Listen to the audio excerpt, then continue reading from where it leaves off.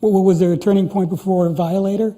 Was there some like no, we set the direction of that album? Not that. That was we were on a roll at that time. We was on a roll, yeah. And just everything came together right on Violator, with Francois Kevorkian mixing, Flood producing, and the quality of songs from Martin were just unbelievable, you know. But even so, at that, even so at that time as well, I don't think we've ever. We're not the type of guys. We don't go into the studio going, well, you know, this one's we're going to sell 10 million albums of this record, or this. You know, we've never been that. Right. We're very pessimistic when it comes to. I would never have known from the songs that you were Actually, put my hand up here. There was the one time where we actually knew we'd. So imagine we'd sort of gone away from singles, really. And then Martin wrote a ballad called Enjoy the Silence.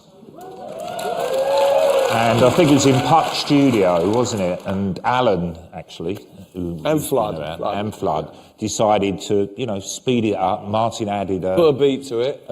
And added a guitar line. And within an hour, we knew we had a massive record. Well, I think at the time that that's Martin, very rare. If you remember, I don't think Martin was too keen on the idea.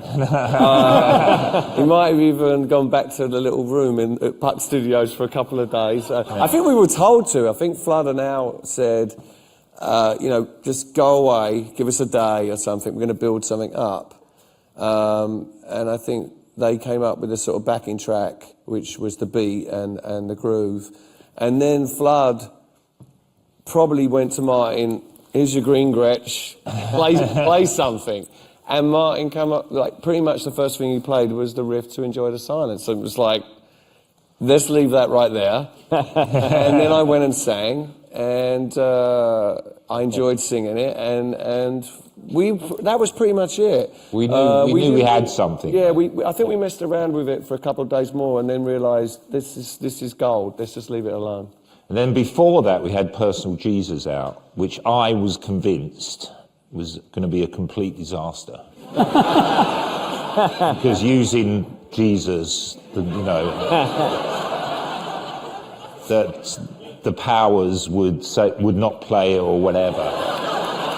Yeah. And then I think the 12... And your mum wouldn't like it. And my mum wouldn't like it. But then the 12-inch came out, and it sold like 1 million copies over here, you know, and I was obviously wrong. And then, of course, we had Enjoy the Silence to follow it, and then boom, boom, boom, it all went together. Bing, bing, bing. Yeah. And then, for some bizarre reason, we did our shortest tour ever afterwards. when you were doing so well. Yeah. Good timing. But that era was also your like excess era. I mean, do you remember? Was the studio a refuge? Was the studio a? Well, Violator was actually a fun party time. Yeah. Everything was working, you know. I mean, we were young, and you could stay up late. But you know, Violator, we were functioning. And also we were having fun with it. It was like, you know, look, we always were a band that enjoyed the other things that go on with being in a band, and we certainly you mean like had fun with your that. instrument?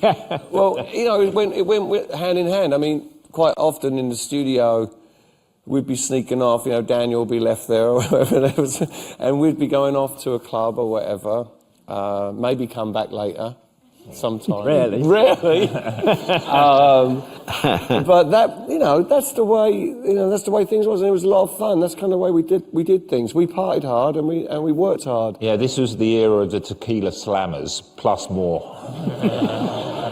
That was Tequila Slammers with champagne. Yeah. It wasn't ginger, it was champagne and tequila, yeah. That was good.